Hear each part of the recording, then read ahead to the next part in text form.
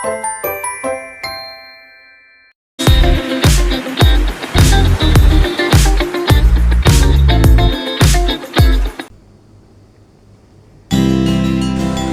Ampel. Sunan Ampel dikenal dengan Wali Songo yang sangat berpengaruh dalam penyebaran agama Islam di Pulau Jawa. Beliau adalah Raden Rahmat yang lebih dikenal dengan Sunan Ampel yang hidup pada abad 15. Assalamualaikum warahmatullahi wabarakatuh. Waalaikumsalam warahmatullahi wabarakatuh. Good morning everybody. Saya Tiara sebagai host dan di pagi yang cerah ini saya bersama narasumber kita yaitu Safira Rihani Putri dari Sidoarjo. Apa kabar Mbak Safira? Alhamdulillah baik. Alhamdulillah. Semoga kita semua selalu berada dalam perlindungan Allah Subhanahu wa taala. Amin. Sobat-sobat, tahu nggak sih, selama ini kita sering memahami dakwah sebagai ceramah, khutbah, atau kajian di masjid. Tapi pernahkah kita berpikir bahwa dakwah juga bisa hadir dalam bentuk yang lebih sunyi, simbolik, bahkan melalui tempat bersejarah? Dalam kajian filsafat dakwah tidak selalu dipahami sebagai aktivitas verbal. Menurut Kak Safira nih, apakah dakwah bisa hadir dalam bentuk selain ceramah seperti melalui situs sejarah dan budaya Islam? Oke baik, saya jawab ya. Ya. Dakwah memang tidak fokus pada aktivitas verbal seperti kayak ceramah atau dakwah, terus kayak penyampaian di depan umum dengan materi tertentu. Dakwah juga bisa berupa dengan kayak ke budaya dan situs sejarah, tempat bersejarah seperti masjid tua, makam Islam tua, dan peninggalan peradaban Islam. Situs ini bisa membangkitkan rasa kagum dan rasa cinta para pengunjung makam Sunan Ampel untuk lebih mencintai situs-situs yang ada di makam Sunan Ampel itu. Wah, Masya Allah sekali ya. Sangat menarik. Dari sini kita bisa mulai memahami bahwa dakwah memiliki makna yang lebih luas. Selanjutnya mari kita masuk tentang ke pembahasan yang mendasar, yaitu tentang hakikat keberadaan makam Sunan Ampel. Jika melihat dari sisi ontologi atau hakikat keberadaan, bagaimana sih makam Sunan Ampel dapat dipahami bukan hanya sebagai tempat pemakaman, tetapi juga sebagai simbol keberlanjutan nilai-nilai dakwah Islam? Oke baik, saya jawab ya dari sudut pandang ontologi kan? Ontologi ya. Yeah. Ontologi dakwah.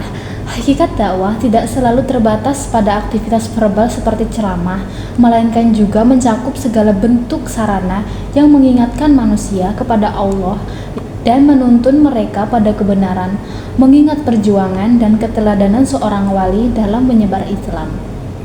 Wah, jadi secara hakikat makam ini memiliki makna yang lebih dalam dari sekedar bangunan fisik. Iya, ya? benar banget. Oke, lalu bagaimana dampaknya bagi kesadaran spiritual masyarakat yang datang ke berziarah ini? Kan banyak sekali sih masyarakat yang datang berziarah ke makam Sunan Ampel. Menurut perspektif dakwah, apa makna spiritual dari aktivitas ziarah tersebut bagi kesadaran keagamaan umat menurut Kak Safira nih? Oke baik, sisi saya bantu menjawab. Menghormati dan mengingat jasa. Yang kedua itu mencari berkah. Yang keempat itu refleksi dan introspeksi. Yang kelima itu menghidupkan tradisi sejarah pada zaman perjuangan beliau pada saat menyebarkan Islam di Pulau Jawa. Itu bisa dikembangkan gitu loh tradisinya, makanya. Tapi perlu diingat juga kalau kita berziarah itu harus dengan niat yang baik. Bukan berarti kita meminta segala sesuatu kepada yang diziarahi, tetapi kita sebagai sarana aja gitu, kayak apa ya, kayak perantara gitu loh, perantara. Wah, menarik sekali ya. Oke, kita lanjut dari sisi epistemologi atau sumber pengetahuan. Pengetahuan apa saja sih yang dapat diperoleh masyarakat melalui keberadaan makam Sunan Ampel ini, baik secara historis maupun spiritual, menurut Kak Safira nih?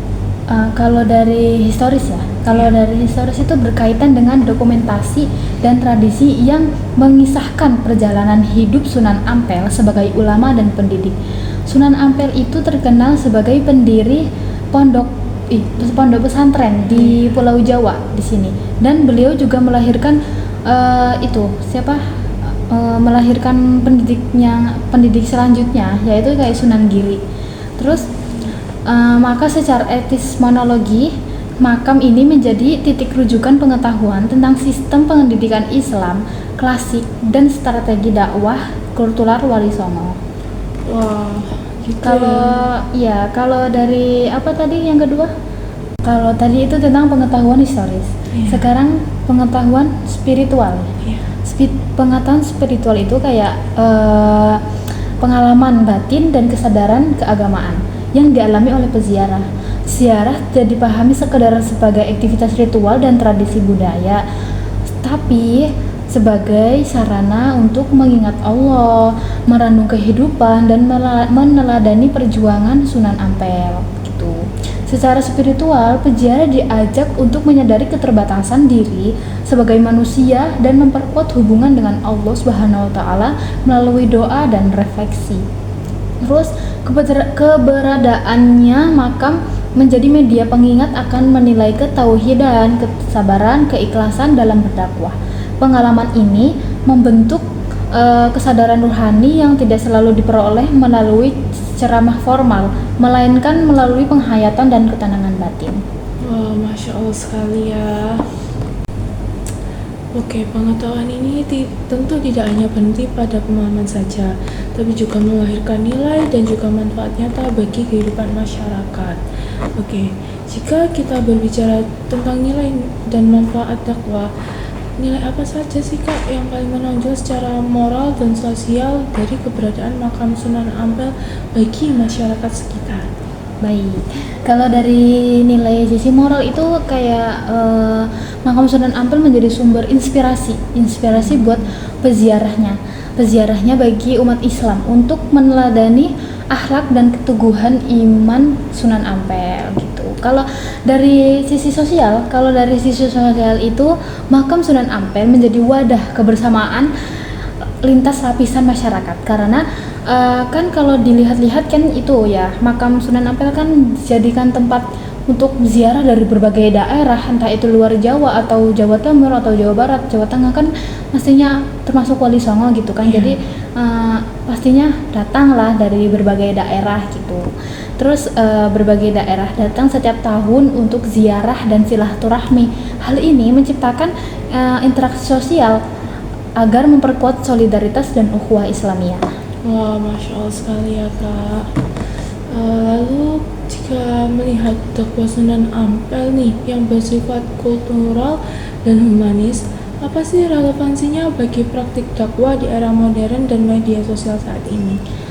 Bisa lewat itu ya, konten yang berkontekstual, atau misalnya kayak kita itu konten yang menurut mengikuti zaman. Kalau misalnya kita sekarang Gen Z ya, kayak berarti kita mengikuti ini zamannya, kayak membaur dengan anak-anak Gen Z biar lebih nyambung gitu, biar nggak bosen juga mendengarnya. Dari pembahasan yang telah kita dengarkan nih dari Kak Safira, bisa disimpulkan bahwa makam Sunan Ampel tidak hanya memiliki makna sebagai situs sejarah ataupun tempat ziarah semata. Dalam perspektif ini, makam ini memiliki dimensi ontologis sebagai simbol keberlanjutan nilai-nilai Islam, dimensi epistemologis sebagai sumber pengetahuan historis dan spiritual, serta dimensi aksiologis yang menghadirkan nilai moral, sosial, dan spiritual bagi masyarakat. Tentunya keberadaan makam Sunan Ampel ini menunjukkan bahwa dakwah tidak selalu harus disampaikan melalui lisan dan juga mimbar, tetapi juga bisa hadir melalui warisan budaya, keteladanan, dan pengalaman religius umat. Dengan pendekatan yang kultural dan humanis, dakwah Sunan Ampel tetap relevan hingga hari ini dan mampu menjawab tantangan zaman. Melalui pemahaman ini, kita diajak untuk melihat dakwah secara lebih luas, mendalam, dan juga kontekstual sebagai upaya menghidupkan nilai Islam dalam kehidupan sehari-hari. Sekian dari podcast pagi hari ini. Mohon maaf apabila ada salah kata. Assalamualaikum warahmatullahi wabarakatuh. Dadah. Tamatlah sudah ajudan tadi. Terima kasih dan jumpa lagi.